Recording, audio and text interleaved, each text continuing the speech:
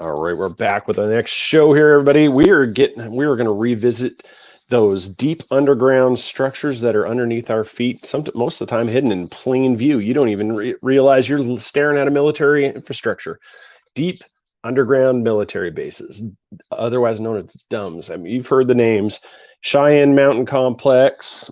You've got also Dulce Base. You just go down the list. There's all the Denver Airport is also a rumored one, but we'll talk about this, and also the mysterious death and the controversy, around a gentleman by the name of Phil Schneider, who was involved in that aforementioned, Dulce Base. We'll be also talking with him, and we have Tom Kardos, Bryan M. Bowden with us, and we brought a +1. We have Carlito Castro with us as well and they are right now. Welcome to the Three Beards podcast. My name's Craig, along with Austin and Chris. Passed to a new generation of Americans born in this century.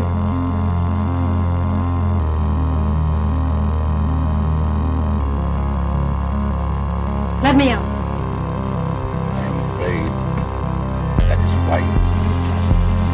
I need you.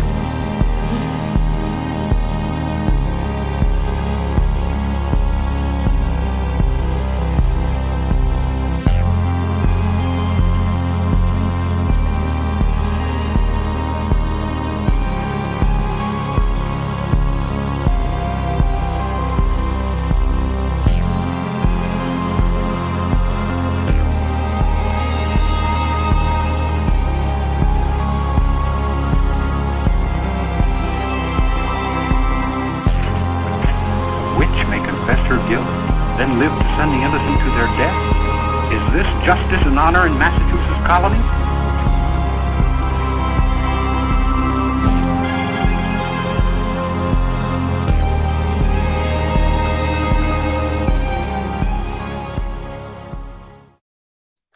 All right, this time we had a bunch of people in here waiting for us to go, and so we had to kick this thing off. So this time, let's bring in Tom Kardos from the North Carolina Cryptid and Paranormal Project. I think I've got that right. I think I've got that down now. I hope. And we've also got Bryan M. Bowden with us, and the special guest that I am also, Carlito Castro, Tom Kardos' partner in some of these things. So how are you gentlemen tonight? Hey, what's up, everybody? Doing well. How y'all doing? Good. Thanks for having me back on. Love this show. Oh yeah, you guys are great. Long as the feds don't black site you again like the last episode. So you just faded out and you're gone. Well, that's why we got power and numbers tonight. So if somebody gets zapped out, we got another guy to come back and keep going. So right? Exactly. Oh man. So where we last time we talked about this, we've done a couple of different shows about these things. Everything from in kind of, I guess a good segue. There's always been the controversy around like the Denver airport. Just where one of the biggest controversies for me, it's not so much the murals and all the that's just stuff that people put. It's kind of like the Easter eggs, to find. Yep. The biggest mystery has always been for me, in anybody that's ever been around a construction site, been in construction, done anything, knows that if you're building a house and you come and it fails inspection, you don't move an entire mountain of dirt, bury that house, and then build a brand new house on top of that house. And that's what they did at the Denver International Airport. Yep. They built the entire structure, and they claimed it didn't, there was something wrong, and so they had to start over. So they literally moved dirt up to it and put the whole, what you see now when people are going there, you're on top of the structure that was supposedly not up to code. Sounds like bad engineering. No, it sounds actually smart, right? Yeah, So you get to build that lower level, get it the way you want it, and someone goes, nah, it's failed. So now you get more money to come in to, hook up the lower level, and then you just put some cement and whatever on top. It's genius, actually.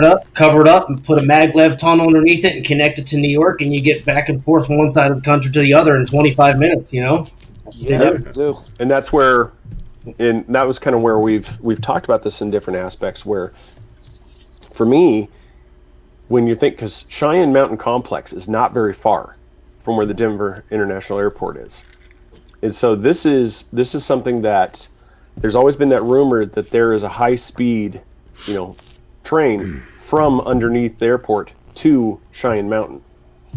It's basically it's a lot, and people was like, well, people would notice anything. A big airport like Denver, when you actually look into the numbers of it, I don't know if Carlito, Tom, I don't know if you guys have actually done much like looking into the airport, like its infrastructure. No, I haven't. A while ago. I think it's the third largest in the world. Wow. No, it's huge. It's definitely huge compared to most of them.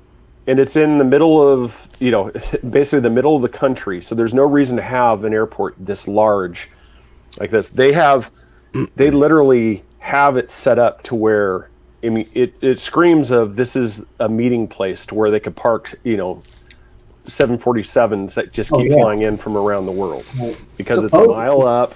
It's, you go through all that. But this one of the things that when you have this kind of traffic, you're not going to, when a nondescript plane flies in, like on the crew, and it just pulls up there and people get out, goes in the hangar, a car rolls by, nobody notices this. This isn't something that's new. Well, this is how you can move people in and out to Cheyenne Mountain and never see them. World leaders, other side, nobody would ever know that they were there. Something similar to that. I found out a long, long time ago, decades ago, that my mother's cousins, who live in California, helped to build and design the stealth bombers, right? The craft, scientists, whatever they were, and they said, "Oh, we get, you fly to the airport, and they fly us on a plane out to someplace. There's no windows, and then we get off, we do our thing, and they fly us back." And I thought that was the coolest thing. They're helping to build something that's going to protect this country. It's the same thing, but what's better about this is there's, you don't have to go to Los Angeles Airport, whatever, to fly into a mysterious base. This is a mysterious base itself. Look how far away it is from real civilization. It just doesn't make sense. In New York City, we have the airports are literally within New York City. Oh, yeah. And we have, another one. Yeah, you have JFK, LaGuardia. And if you go to Newark, you got Newark Airport. That's pretty close. Now, some people could have said, "Hey, we're building it so that if we have an accident, no one's going to get hurt around there." So the symbolism too. The symbolism is amazing with Denver Airport. Not only that, the Cheyenne Mountain that you mentioned before, Craig. That was the old NORAD facility from the 60s with the Cold War. So whenever, the government officials needed to bug out, they had a huge underground city in the Cheyenne Mountain where the NORAD facility was.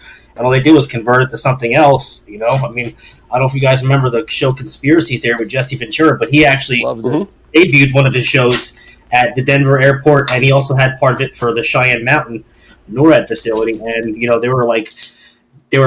they were being patrolled by security facilities. Well, I mean, Jesse comes from a different perspective. I love that guy because he was a Navy SEAL, so he has a bigger security clearance, and also he was the governor, right? And whatever. But you know what? I mean, I would expect these deep underground military bases, not only within the United States, but I'm sure they're in Russia. China has these cities that pop up out of nowhere, in the middle of nowhere, like for 10 million people or 100 million people, and they build them, and you have no idea what they have out there, So I mean, what a great way. You're right. Like you can get somebody from, I don't know, let's say a dignitary out of the UK. They fly into Denver, and they pull in. Oh, I'm going to the restroom. I suggest you use restroom 3. And you go to restroom 3, it opens a door, and now you're in an elevator going out of someplace else. So I mean, that's just it. It's with these tunnels, like I said, where you could have something kind of like, this is probably a good place to segue to some of the other structures too. Is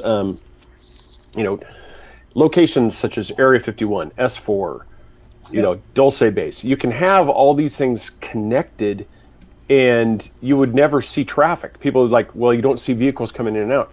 Well, you don't have to, because they're all going underground.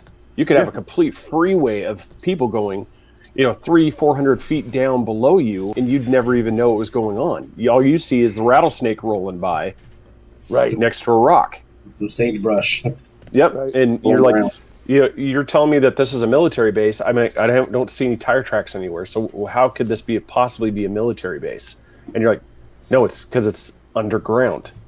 Yeah. That's how they move the material. I mean, there's no tailings, because it's being moved elsewhere. Well, that's an interesting subject too, and how they build these things. According to Phil and a couple other people, they're using a laser that literally just melts. It obliterates the material, and then the material itself that's obliterated almost becomes liquefied, and they just slap it on the actual hole they're building to make it to even improve the structure. So basically, it's like we figured out a way to go through solid rock, earth mantle, the crust, the whole thing, and create a structure without having to bring in rebar, without having to bring in tons of cement. I mean, wow. Bravo. That's the bore machines that they use. Yeah. So, I mean, I think it's kind of cool. I mean, but there's the dark side to these bases too. And that's, I think, part of this whole thing. Like, that's why I think there's a lot of those Easter eggs there. And I have a friend that's in the chat, and he's like, are they going to blame it on the Masons? And I'm like, yeah, they're blaming it on Masons. They need somebody to blame it on. So, it's like, oh, there's all this symbolism because they're a secret society. Yeah, whatever. I think, and it's part of that. It's part of that intentional thing too, because you think about it. It's like if I don't, I'm obviously it's here. It's bringing the interest. Well, if I put these little things like these little symbols here and there, it's going to be that's going to be just enough to attract the attention to this side, and it's like, yeah, you're onto something. There is something here, but you're going at it the complete wrong way. It's like you said, you've gone to bathroom 2 instead of 3 because these symbols have led you to bathroom 2. I mean, they're pretty, going into this. I don't have the pictures of them, but some of the symbolism there is really, really intense. It's not like, like the flowers and rose. It's like the end of the world scenario on one month. Someone wearing a gas mask on the other. Oh yeah, triangles, triangles mounted on the walls.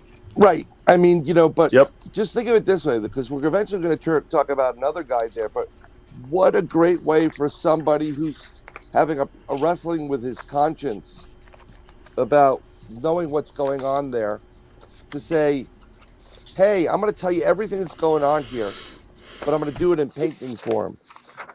They paint it out and they draw it and like, look, I told you everything that's going on here. The children being drawn in, military stuff, possibly aliens, and now you could say I could rest easy because I've at least exposed this to the world without giving yourself away. And some of these paintings look like Dante's Inferno, illustrations. Oh yeah. Yeah, it's more crazy, the stuff, that thing there.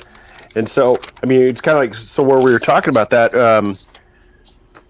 So, I mean, this probably, because we've mentioned Dulce Base a couple of times, I mean, this is probably a good time because we've teased about this, and that's one of the reasons like Carlito wanted to be on here too, is, Phil Schneider. Mm-hmm. Oh, yeah. So this is he's one of these guys that has come out like Bob Lazar. To expose. And I kind of agree with you guys. These other guys like Lou Elizondo, when you compare him to somebody like Bob Lazar is, this is where the thing, if you compare those two, how is it that Lou Elizondo still has all of this access, all of this clearance, all of these abilities? Yeah, exactly. And that's the thing. It's like, if he honestly knew this stuff and was, he may know this stuff, but if it was honestly stuff that he was not supposed to slowly dole out, I go, he would not step foot. I mean, when was the last time you saw Bob Lazar walking down DC? Never. Yeah, and you see Lou Elizondo all the time. He's over there in DC, taking pictures on the Capitol Mall and stuff like that. And I'm like, this is not somebody that is in any way afraid of the information he's giving out. No. And like we said, we had a little discussion. We're doing sound check before the show started, and like, look, I think he's a patriot, and I appreciate his service, and everybody, Corbell as well, appreciate your service. But the bottom line is, if you look at Lou in general, his job is, his whole entire career is about disinformation. That's what it's about, lying. And all of a sudden now we're supposed to believe everything that comes out of his mouth as if it was, the holy book. Sorry, folks, can't do it. I just can't. I mean, leopard doesn't change its stripes. I appreciate what he's done, but I don't believe what he's doing. And I think I'm with you on that, Craig. Maybe he's this is his mission, to be tasked to drip little things here and there. Get the information out, but do it slowly. Mm-hmm. But don't go stop it here. And because you can easily, because if that's something that you're like through your career, that would be something that you could easily accomplish. As it wouldn't even be, because at that point it wouldn't even be misinformation. It's just you would be literally giving out the stuff that they need to.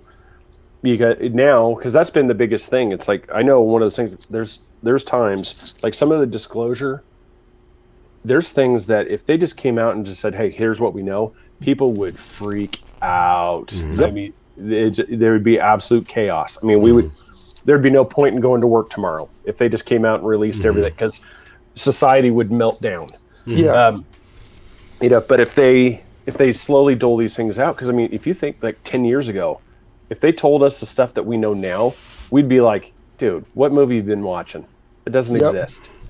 And this is stuff that we're used to. And then that's where we roll into guys like Phil Schneider. He's coming in here, and I'll let Carlito kind of come in this, because I know he's done a lot of research for this. This is where the guy, he's one of the ones, correct me if I'm wrong, but I think he's one of the first to ever recount like an actual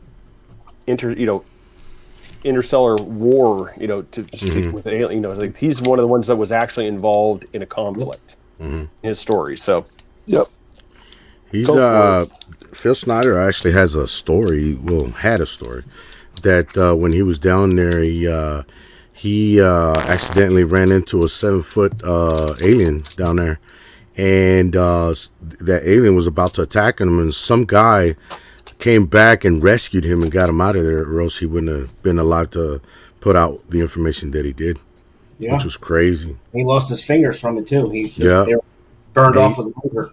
And he said that they stunk worse than the worst garbage you ever imagine. Like, they stunk really bad. And he said that they have like toxic elements in their skin, stuff like that get you sick and even kill you. Yep. It's a pretty strange day that day when they bored 4 holes, and they broke their equipment. Their equipment kept breaking, so they had to go down and search. And he thought it was funny because there was a bunch of military there on camp where they were doing their drilling, because he was doing geology work. Mm-hmm. And once he went down in the basket, he had Navy SEAL and some other guys. I think he said 45 to 50 U.S. servicemen lost their lives that day battling with these aliens, and he was rescued. The one guy just gave his life for him to get out of there. Right. And he gave his life. Yeah, it was a Marine. It was a Marine. Burnt open like a fish. Mm-hmm. So it was a pretty wild experience for him, and he lived to talk about it. So let me just a little background for everybody. There's different types of grays out there. Okay. Mm-hmm. So they're the small grays, which are about the 3 foot higher, 3 to 4 feet, really small. Mm-hmm. And then you have the taller grays, which are about 6 to 7 feet. Mm-hmm. Is what we're talking about. The small grays are really just bots. They're like clones. They're not that bright. and they just do stuff. Matter of fact, 99% of the UFOs that have crashed were driven by these small grays.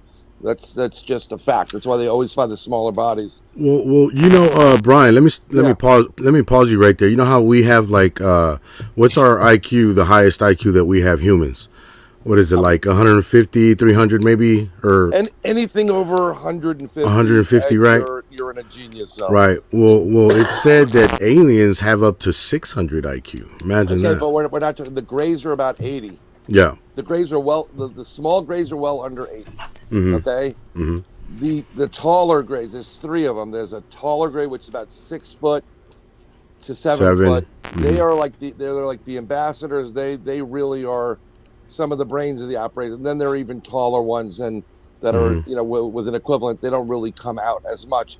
But these are the grays you're talking about. You're talking about that middle range of grays. Mm-hmm. Something very interesting about them, and I've talked about this on a couple other shows, is, in the same area where this base is, they had a lot of cattle mutilations. And that's partially because Eisenhower made an agreement with the grays. You'll give us technology, and you can abduct some animals and some people. And they do like people as, they do like the animals for food and whatever experiments. But there's also mutilated humans that have been found. And the reason why it stinks down there is because when the grays eat, they eat through their flesh. That's how they consume the nutrition. So they take the liquid of the bodily fluids, they rub it on their skin, and it absolutely gets absorbed. So that's how they're consuming. So you're smelling like carcass, dead flesh, and they love it. Nasty. That's what it's reported. I mean, I can't bring somebody here and say, here, this is the proof, Yeah. So that's just so you know why things are smelling the way they are and why these things are so nasty, because they're smart and they don't want to stop. As Phil has said in a couple interviews, there's a couple of different races that are out there that look at us as food, not as humans. Reptilian. Yeah. Yep. No, I just want to set that up so people understand why we're talking about these guys.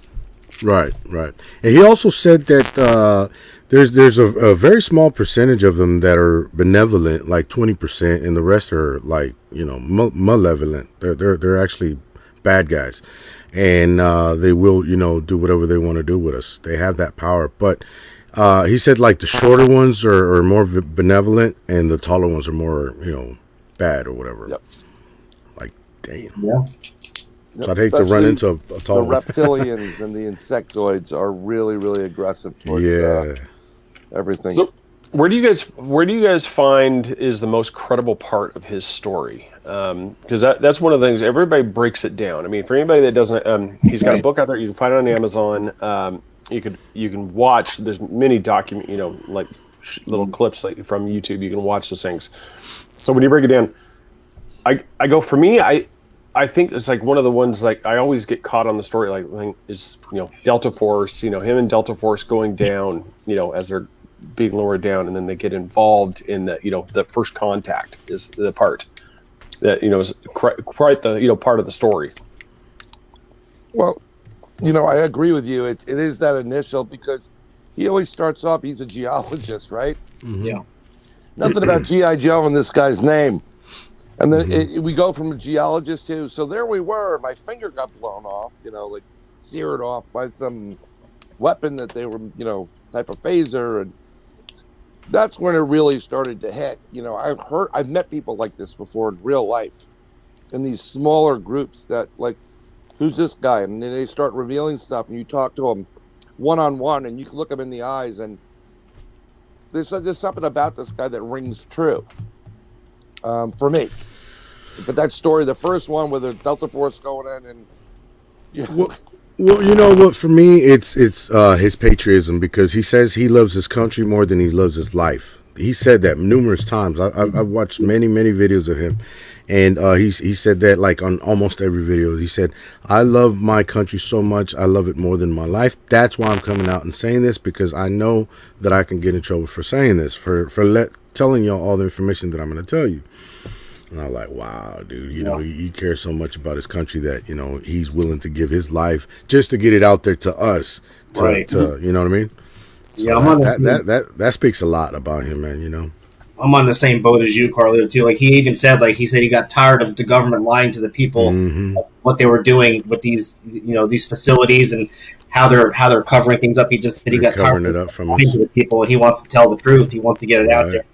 He said, I'll never, no matter what happens, I'll never commit suicide. He said, I'm a stable person. I love my life. I don't want to die. So if anything ever happens to me, he said it during his seminar, anything ever happens to me, I didn't kill myself. Like, he said it straight out open.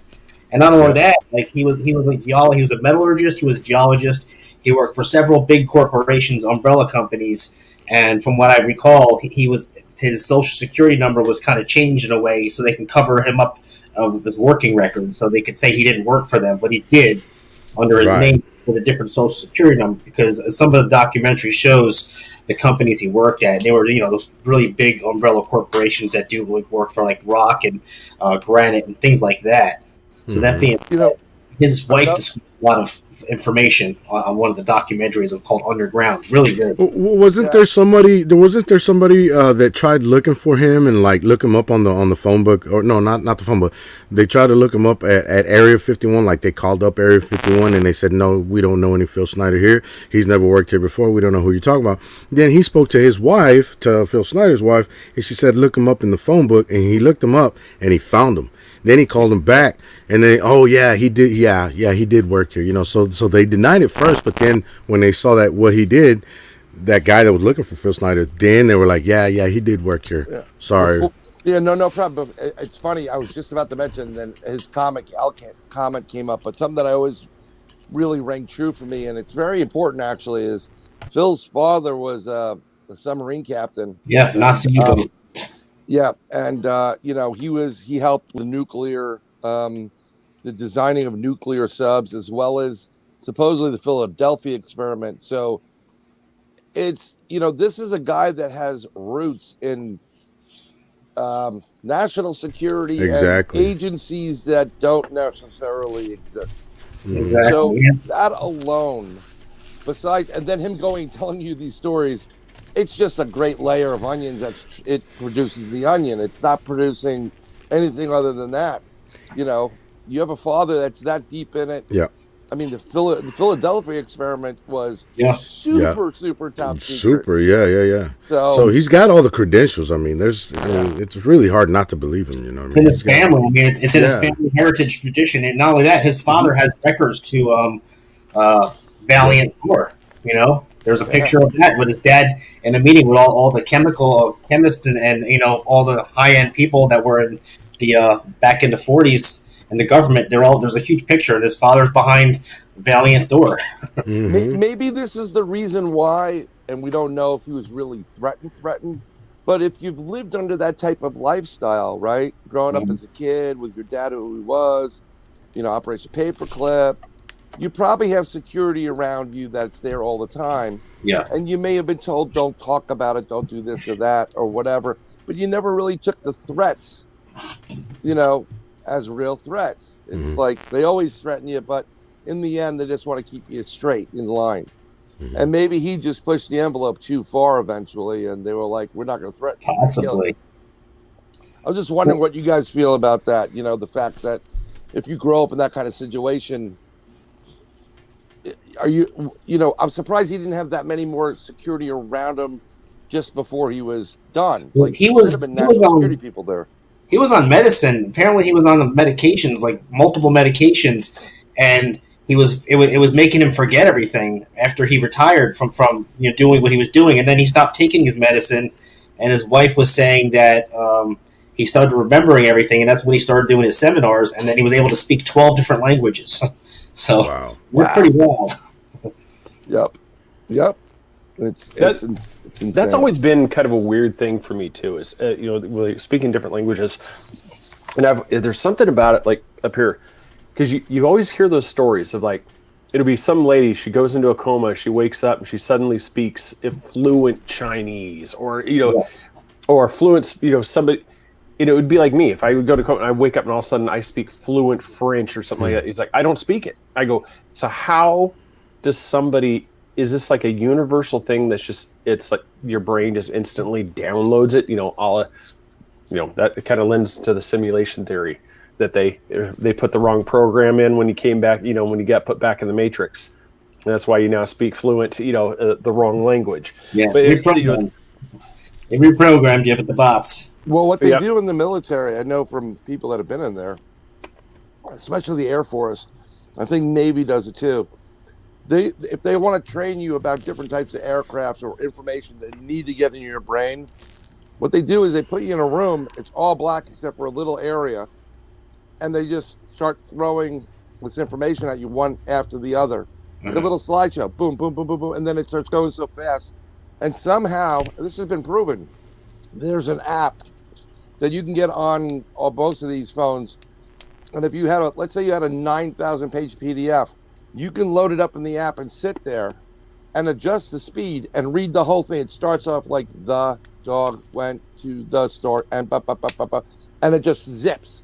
And before you know it, you've read the entire 9,000 pages in like 15 minutes. It does work. It's something to do with the brain, and this is the same type of technology, mind you, that abducted people are talking about. They said they showed me these images back and forth, and then later on they wake up and they're writing the element 115 or whatever it is. Sounds like Manchurian Candidate material too. Yeah, I mean, I would be pretty kind of cool to have that. I'd love to learn how to read, speak, and write 7 different languages. I think it would be great for everybody. No, yeah, it would. I mean, that's just always been some of the real mystery parts for me when it comes to some of these abduction cases, these attacks like Phil Schneider, these things where you have these instances of this part where just this information just suddenly disappears. It's crazy. Yeah. It's one of the to us it's just like, how's this possible? And because I wouldn't lie. I mean, how cool would that be? Just like the Matrix, just sit or lean back in the chair and I know kung fu. It's like, yes. I mean, that's all. I mean, that would be fantastic. I mean, if all we had to do is just download all this information into us, I mean, that would be amazing. I mean, it's just, but at the same time, what could be taken away? Absolutely. 100%. What's very interesting, there's if you ever read Ron Moorhead's book, Quantum Bigfoot, great book, by the way. In there, he goes to Russia. He's talking to Russian scientists. And what they when we play with DNA, like we're talking about fixing someone's DNA, we'll remove a piece of the DNA from it, fix it, then put it back in. So if A and B part of the DNA is bad and it's cancerous or it promotes cancer, we could replace it with another 2 modules, and then now you won't have cancer. What the Russians have figured out, they figured out how to transmit through light and sound a whole new DNA to your DNA. So let's say, look, I'm fat. I'm a fat guy, right? Let's say Tom probably can eat whatever the hell he wants, you guys or whatever, not have to worry about anything. Seriously, it's just your body is prone to, it's predisposed to it. They can take that portion of your DNA, that molecule or whatever, reprogram it into my DNA, and just, they don't have to take anything out. They could just shoot it at you. Yeah. Mm-hmm. And just as they shoot it at you, they could also take it away, like Greg, you were saying. So, I mean, that's kind of cool. Maybe that's what the drugs were for that he was on. It's like possibly. Now, I have a couple of fun facts about Phil Schneider if you guys want to listen. Yeah, sure. Definitely. I just did 2 things I wanted to get out because not many people know about these facts. Now, first fact is, let's see. All right. Well, his friend Robert Rummel was his really good friend that he was actually in the military with. He was murdered in 1994, and Robert Rummel was the editor, and he kind of produced a little magazine called the UFO Digest. Well, he was about to disclose some stuff about Star Wars, and then he mysteriously died. So that's one of them. Next one is, he first publicly disclosed the maglev trains, which connected to deep underground bases, and that started part of his whistleblowing, which got the government on his butt. And then another thing is, let's see, where's my writings at? Oh, he was hired to do a report on the bombings of the World Trade Center in 1993 because he was a geologist. That's another thing. And my last thing, and then I'll let y'all do whatever, say whatever you want to say, because these are kind of important little footnotes I had I researched today. Absolutely. When he was mysteriously murdered with the catheter tube or suicided. Yeah. He was found like 3 to 5 days later. They took his body to a funeral home, and they did a toxicology report. And the toxicology report was supposed to get turned in within 30 days. Well, guess what? It was supposed to be turned in with 3 to 5 days, and they checked in 30 days to see what was going on, and it mysteriously disappeared. Yeah. How about that? Let's say that sounds about right. To see what was in his blood, because they knew, obviously, all the medications he wasn't taking them, so they couldn't blame his death on, being on drugs or whatever he was on. Mm-hmm. Those are some things I think is very unique and weird. I'm not sure if everyone knew about those facts about Phil Schneider. So yeah, pretty cool. Yeah. I didn't know about the World cool. Trade Center one. No, it's that was. I didn't know about that. And it's one of those things when you think about it. Is when it comes to different stuff, like that. Is it just because they don't care? They know because obviously nobody's going to believe that was an accidental death. Because when you say I'm not suicidal. If I die, trust me, I didn't commit suicide. And then all of a sudden you come out, looks like he hung himself with the catheter. Just you get these things. You're like, wait a minute. He just told me he's not like this is not, if there's something that happens, don't believe this. So it's almost like they're just giving the big finger. Like, yeah, we know that you're gonna not believe this, but we're still gonna do it. Mm-hmm. Mm-hmm. Well, here's the thing. It's very interesting that anybody that gets taken out usually is suicided. Yeah, suicided. It's not by a gun. Mm-mm. Okay, it's usually suffocation or hanging. Yeah. Look it up. Look at the odds of people killing themselves mysteriously. Mm-hmm. And there's 2 musical singers that died not that long ago, and there was a lot of connections to things that was very nefarious. But with this guy, I mean, like, I think had they had a bullet or he blew his brains, with a shotgun, there'd be too much physical evidence. Somebody putting a bag over their head, not really, your body's natural instinct is to live. Even when you want to die, it's no, I don't want to do this. Right. And so you can still rip a hole in the bag. It doesn't make sense. So yeah, I just don't think they cared, because I think he hit a bunch of people, but not enough to matter and not enough to do anything about it. Yeah, and it's like Phil Schneider said, they think we're stupid, like keeping all this information, not letting people already know. I mean, they just don't want to bring it out because, 1, it's going to cause mass hysteria. And 2, it's going to fall back on them because everybody's going to be like, well, why did you have this, secret for so long and not tell us, And that's what they feel that they might get, prosecuted or something like that. Worldwide pandemonium. Yeah. Day after disclosure. Yeah. No, it's rough. Yeah. No, and it's one of these. Now I've got an image. I think I've got it here still. And it's one of those. I was going to show this at some point here. I'll bring it up right now. There's several of these that are reported, images of the maps of tunnels that are, through. And one of the things too about these are international tunnels. Yes. These are not just solely American, made. Right. There's some of these, if I could find it again, because these things get scrubbed as fast as they're up there. But there's one that shows basically a tunnel system in all of, basically it goes from the northern hemisphere down to the southern hemisphere. Mm-hmm. Well, I'm glad you brought that up, Craig, because I did have something to say about that. Phil Schneider, that says that there's 141 underground bases, deep underground bases. I think it's only 139 that are active and 2 are not. But he says that there's, that all around the U.S., and the way that they get around underneath there, which are normally around 2 miles down, right? And he said that the way they get around there is they have an underground train or some kind of super train or whatever that goes Mach 2 to get them around all the way. The magnet. There you go, mag something. Yeah, and it's a monorail. It's only one rail. It's not two rails like a regular train. It's a monorail, and it floats. It floats on top of that monorail like 3/4 of an inch. That's how fast it's going. So it's like, man, that's crazy. Wow. It's like what they have in Japan, but but way more advanced though. Way more advanced, because that's what he always says, as our new technology is the government's old hat. You know what I mean? That's like long gone, old technology to them. Our new technology. We think, Operation Paperclip. We brought over all those Nazi scientists. And for people that, I always say this for people that are, doubters on this thing. Well, you think the Nazis? We can go over right now to Europe, and I could show you online right now hundreds of photographs of underground structures that the Nazis were in the process of building or had built. They were prolific when it came to underground construction. Yes. And so you're bringing those engineers, those scientists, you're bringing them over, dividing up between Russia, us.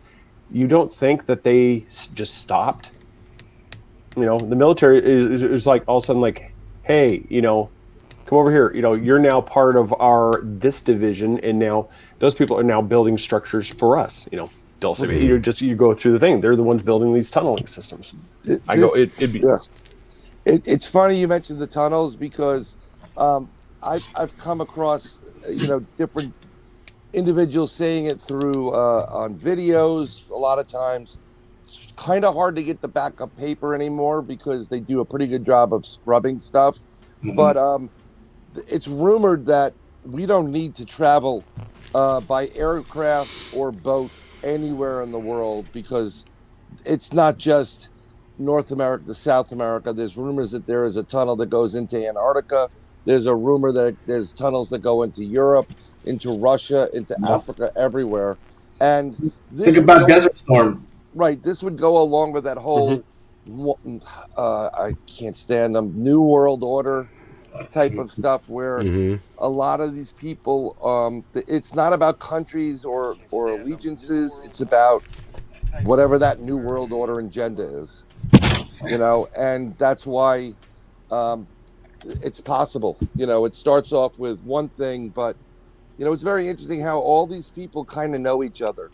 Even the enemies they know each other, and they put up a nice front. But yeah, that's what I was gonna say. I think they're all in it together, man. They just put up a front, to like kind of like let us know that there are different, countries and different, whatever. We hate these countries. Yeah. I could always do the Alex Jones things, the globalists, the globalists, they're out there, just. When I'm not looking at global tyranny, I'm selling my medicine. I think that's one of the things. There's always been that rumor, the old families, the old world, just the ones that control it, and that's the thing. If they, I use the term all the time, the magician's hand. It's so easy for, hey Vlad, I need you to stir up trouble with Ukraine. Yeah. Go do this. What does it matter? He doesn't care about the average foot soldier. What happens to them. The elites don't care what happens to every boot on the ground. They really don't care. It's a pawn, because now, like us, you have something like Desert Storm. That's got our focus on there. You're not watching everything else that's being postured. You're just paying attention, hoping that your brother, your sister, your dad comes home. Right. That's all you're focused on. You're not actually seeing the reasoning for this. The fact that these are all, and through some of these things during these times, world leaders are traveling. Like we're talking about these, they're traveling freely back and forth.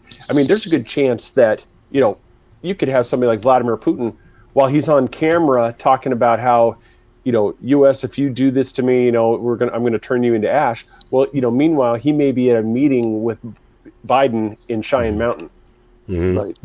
Having a chat with other world leaders in they're all being like good buddies. Yeah, that's the thing. We don't know drinking. We're all drinking. We don't know. Yeah, together, joking around. The other thing with Desert Storm is they were building underground bases in Desert Storm back in the early '90s when Desert Storm happened, because that was a big cover up as well. I mean, there was all kinds of stuff going on underground out there. there's a lot of stuff that's in caves Afghanistan. out there that is supposed to be beyond belief, and we're talking about giants. Yeah, or the giants. Can Nephilim. hard giant. Yep. I mean, there's some strange stuff that goes on with that stuff. But what's really, what was really unnerving about this whole thing, and it's always been for me about deep underground bases, and there's a lot of talk about child trafficking and sex trafficking. Yeah. And The elites, with the elites. yeah, it's Underground wars. I mean, some of us, we all probably have kids, or some of us do, or some of us have them, but they don't know about them. Surprise! I don't know what you're talking about. Yeah, but I've been hearing things from individuals, and one of them was I'll try to remember the video that I have of Phil Schneider.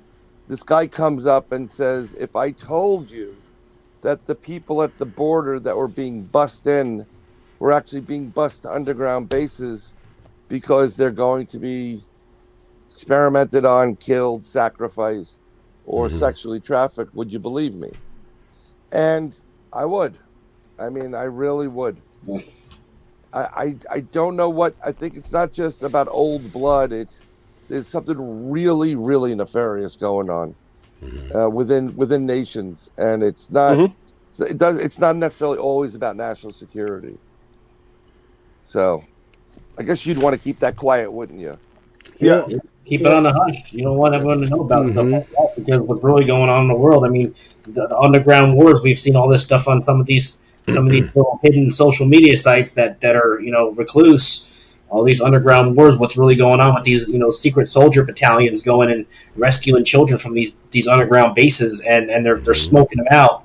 A couple months ago, California had some stuff where smoke was coming out of the sewers. No one knew what was going on. Well, they were smoking out those bases and rescuing kids and blowing up the the evil elites. Well, since we're talking about Denver and close to Denver and bases there, and the recent fires that took place in the area, did anybody see the radar signature that popped up? It was very, very brief. It's on a couple shows. You see like what looks like an energy, it's just out of nowhere, that's in a certain area, just like happened in California. Someone had a one of those games, I've seen some of those. And they literally saw like this beam come down, and the next thing you know, everything was on fire. Like they're shooting laser beams or something down. High energy weapons. Thor hammer starting the fires. In California, I saw that in California. Yep. So and that'd be something that's like, wouldn't that be the ultimate twist if that was us doing it to us? Right. Well, I think there are good people in this world and bad people. And I think there's a fight between good and evil right now. I really, to be honest, with what's going on, it's not even what they call hopium. I think there is something going on, because there's being, there was a while ago, 2 years ago, 3 years ago, I got a report of something over in the Upper Peninsula of Michigan, and I thought it was like, oh, maybe it's a crashed UFO, but it may have been Chinese nationals in a big firefight, and they cordoned up the whole area there. And there was also talk about Chinese vessels being in a certain point where, up in the northeast, where Maine, parts of Maine, where Rhode Island, Fundy there, right? New England. There was a big search going on there, and then mysteriously reports that some of these Chinese nationals were inside some deep underground bases, military bases in the northern Maine. And at the same time that was coming out, there were two major earthquakes that took place where these bases would be located. So people are saying they're clearing out dumbs right now. I mean, there's a lot of validity to it, but we can't find the proof, and that's what worries me about the whole thing. Well, Phil Schneider said that there's like a whole entire city under Area 51. I think he said something about 20-mile radius city, among others. Because there's other smaller ones or whatever, but like right underneath Area 51. He said it's huge. It's huge, like a city. He says it's I don't know, maybe Houston or something like that. Which is like Jesus. the fourth largest city, and all the bases go down around 2.5 miles. But he said that the newer one that they're building, they're going to build like a very, very big one, is in Sedona, Sedonia? Sedona, Arizona, and he said that's supposed to go 4 miles down and way bigger, almost like the size of New York City. That's interesting. 'Cause Imagine that. You know what Sedona's famous for, right? Yeah, no. Vortexes. Mhm. Strange stuff. Look up Sedona. Well, That's a I did whacked out look up. place. Yeah, it is whacked out. You can look at it on Yeah. Google Earth. I looked at it on Google Earth, and it's all like red everywhere. It looks like a bombing site or something. But I mean, there's a city in Sedona, so it's not desert or anything like that. It's just it's weird. The topography's weird. Well, there. it's interesting. I mean, I know people go there, and all the New Agers used to go there because there's good energy and magnetic forces and fields and portals and that type of stuff. Oh, okay. What if you're trying So to it's probably- harness that? Think about that. Right. So you think it might be radioactive territory or anything like that? No, I just think there's some spots on this earth that have their. It's just a portal. It's where certain Right. elements or things converge and create portals. Right. They found one that's not that far off of Earth, between the sun and the Earth. They found a portal. NASA found it years ago. They promoted it. They talked about it. That would help or explain how these craft can go from point A to point B so quickly. Yeah. They have to have some kind of doorway, right? Yeah. Yeah. I wouldn't doubt it that they do have portals in every site that they make. That way they could just zoom out of here and pop up over here. Like you just said. I wouldn't doubt it because they're so advanced in technology, which is UFO technology, obviously. And Schneider, that's what he was. He was an engineer. He helped the government, or Area 51, do reverse engineering, and that's where they brought forth the new crafts that they have, the TRB, the Auroras. I don't know if you guys know about the Auroras. That's crazy. If you ever heard about the Auroras, there's 4 prototypes of Auroras, and it's a trans-atmosphere vehicle. Yep. That means it goes like Mach 4, Mach 5, and that's crazy. It looks we like humans a can't. space shuttle. Yeah, a little space shuttle, and we humans can't take that Mach 4, Mach 5. So what is that telling you? That's very strange. And then because a vehicle like that, after Mach 2.7, the elements in the air catch on fire. So you have to have this type of force field to not catch on fire. Your vehicle not catch on fire. So, and Mach 3 or 4 without burning up. You know what I mean? Like because if you go Mach 3 or 4, you're gonna burn up, or the vehicle's gonna burn up. So it would be, and that Mach 3 or 4 would be around 30 to 40,000 degrees. Yeah. Like to burn. You know what I mean? That's crazy. Yeah, and like Al brought up there about the underground rivers, and that's one of the things too. Like for people that say, well, what about all the logistics of this stuff? Mm-hmm. There is massive water, sources down there. So this is, yeah. So this is, not only is it can be used for transportation for Energy. ways. I mean, energy. That's an excellent one right there too. I mean, it's like hydroelectric, power generation right there, and now you don't even have a radiation signature.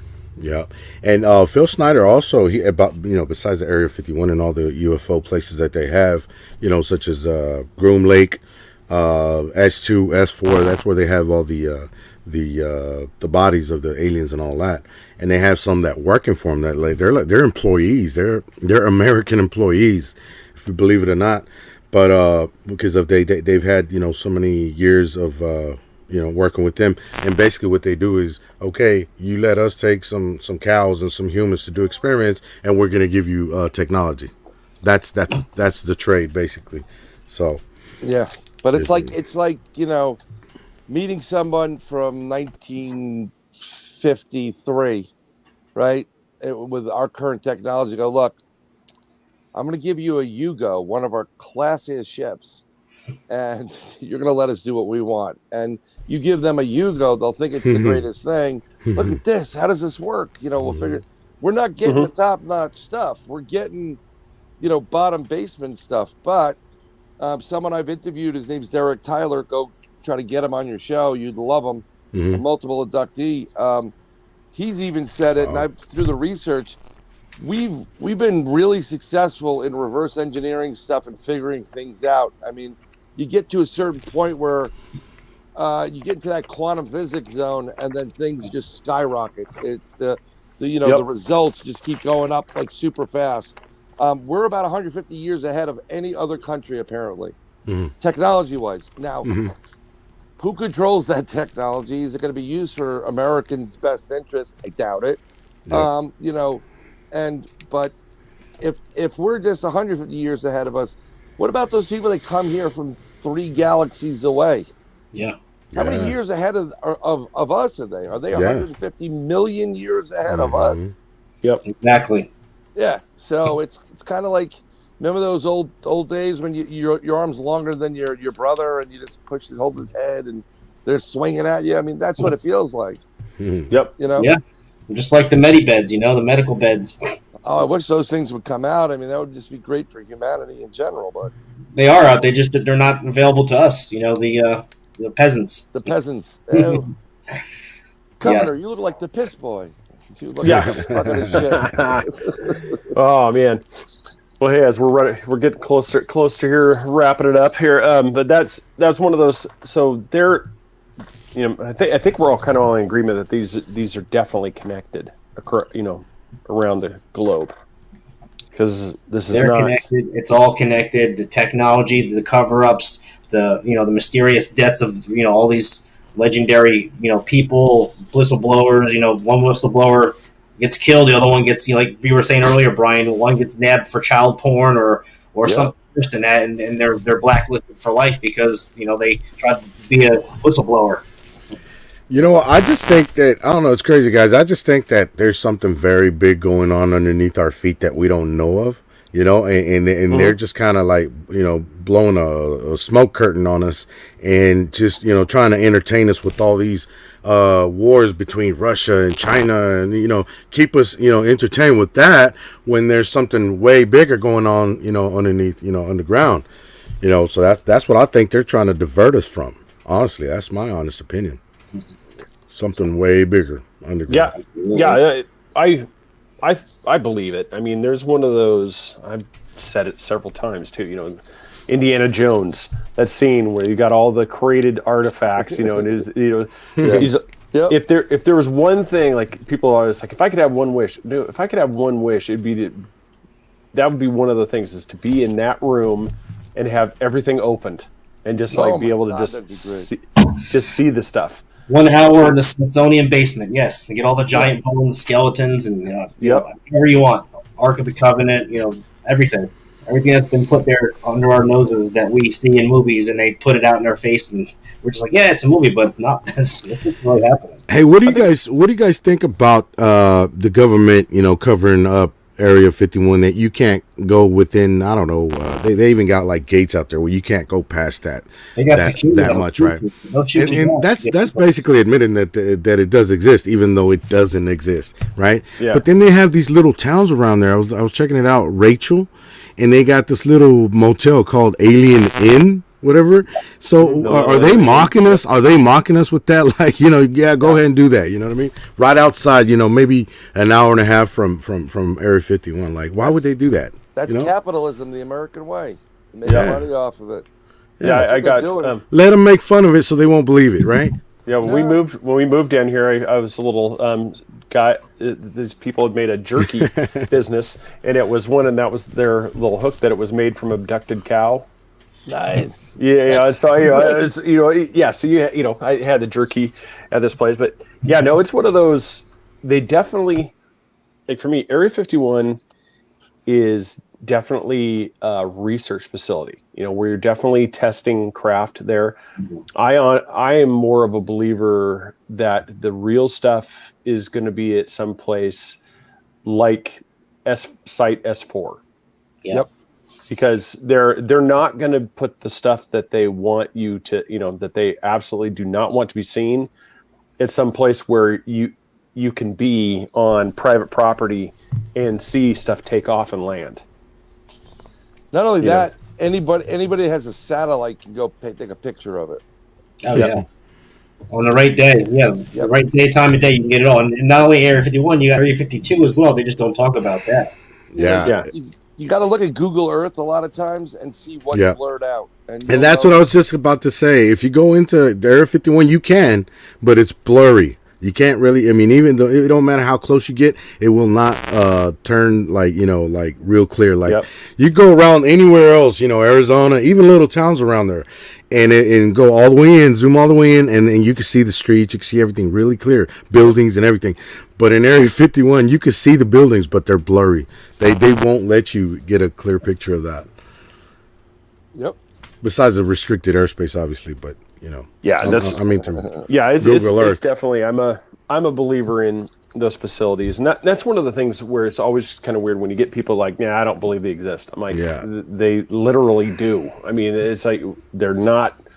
This isn't some weird thing that was created in a basement. We just decided it just spread around the internet. I mean, these things, some of these places actually do exist. Yeah, we're the part where we're taking the leap is just through the information is, there is that natural assumption that they would connect them.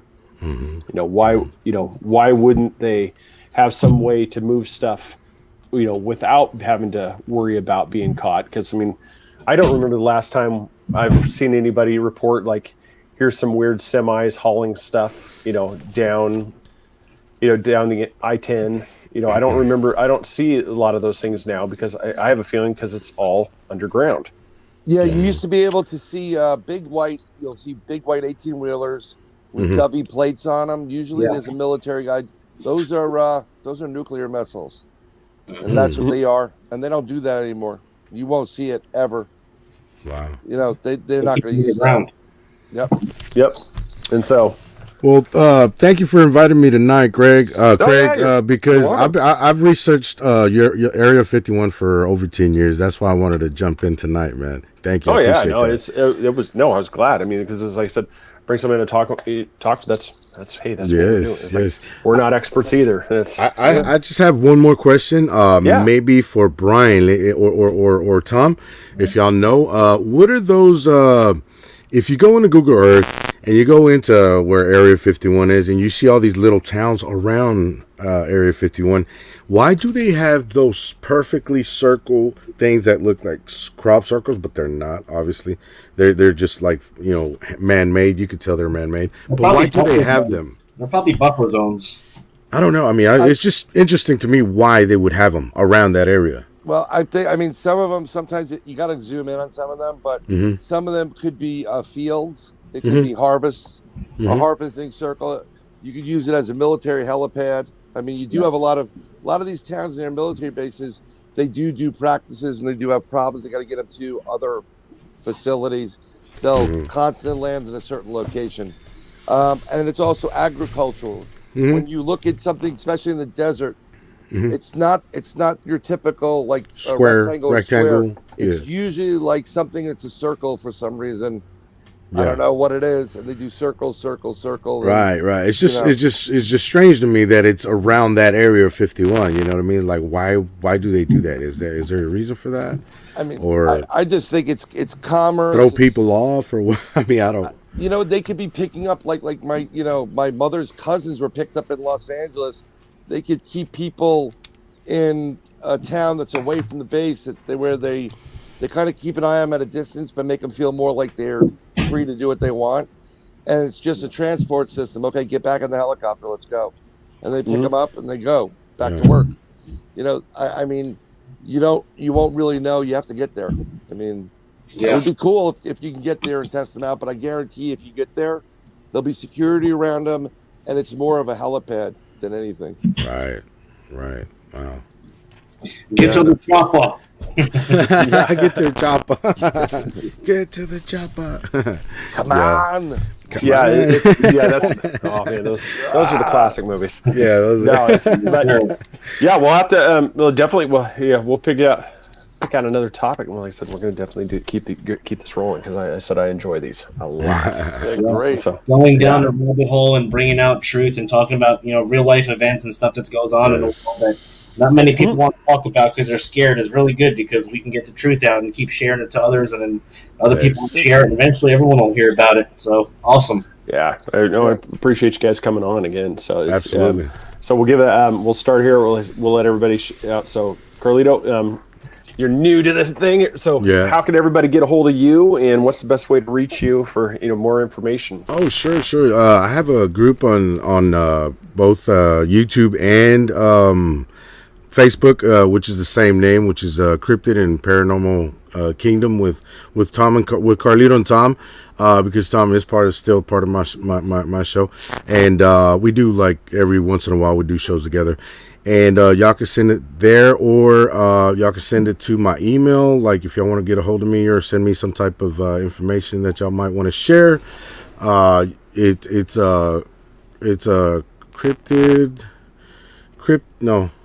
cryptidcarlito@gmail.com.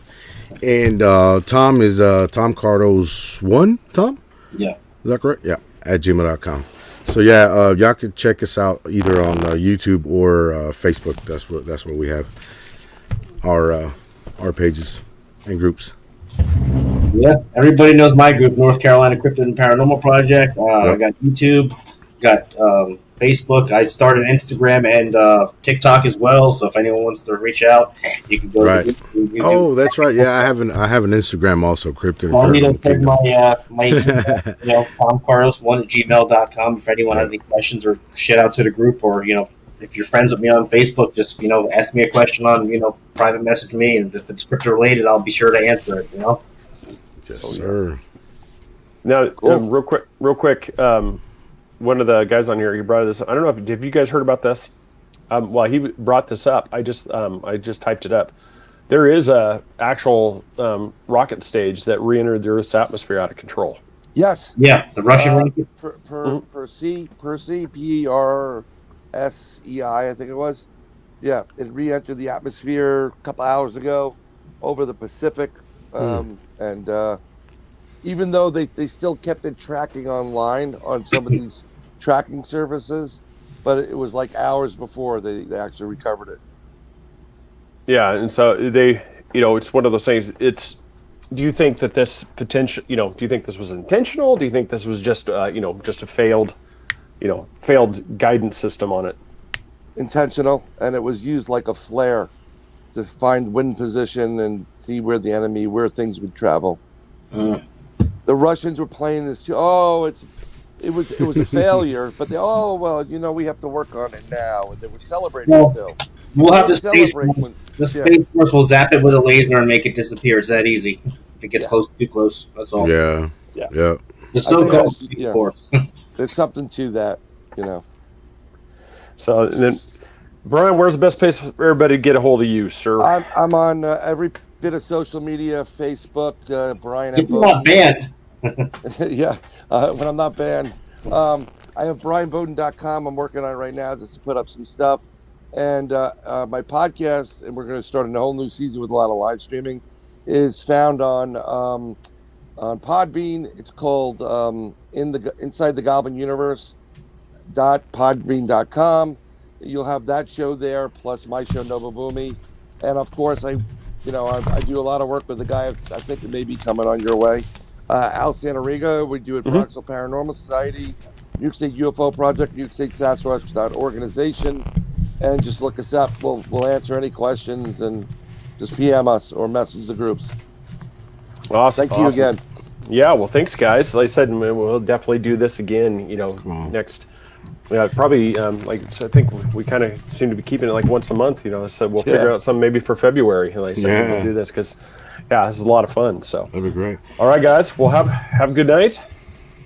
Appreciate it. And like I said, everybody. And like I said, this episode was brought to you by 3beardspodcast.com. It's this beard that is now under control has been thanks to Tanya Medea at Into the Outer Realms. I think it's Bathworks. I think is how you say it. They're gonna I'm gonna get in trouble for messing that up. It's a gift. She made this bottle of beard oil, and it's really nice, real nice citrus smell to it. As I said, it worked actually really well. So very, very nice. So we're gonna be talking with her. You know, maybe having her make a beard oil for us. So that'll be pretty cool. So that everybody check us out on social media, redbubble.com.